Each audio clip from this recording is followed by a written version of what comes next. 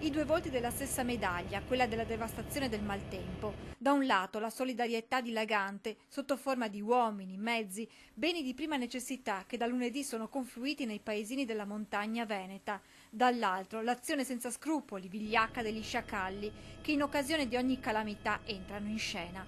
Puntuali in azione anche nel Bellunese, dove, come ha denunciato l'assessore regionale Bottaccin, hanno rubato il gasolio necessario ad alimentare i generatori. Poi arrivano questi imbecilli che bloccano tutto e credo che al di là del fatto che comunque se qualcuno va a rubare del gasolio è un reato, quindi penalmente perseguibile, ma fra virgolette è ancora il male minore perché è veramente un affronto nei confronti delle vittime di questo evento, i 3 deceduti e tutti quelli che in questo momento sono in difficoltà, ma anche per tutti quelli che stanno operando e stanno cercando di dare il massimo per aiutare questa gente. È veramente una cosa pessima. Anche il prefetto di Belluno, Francesco Esposito, parlando dei furti di gasolio, ha sottolineato come l'azione degli sciacalli abbia comportato un danno ulteriore.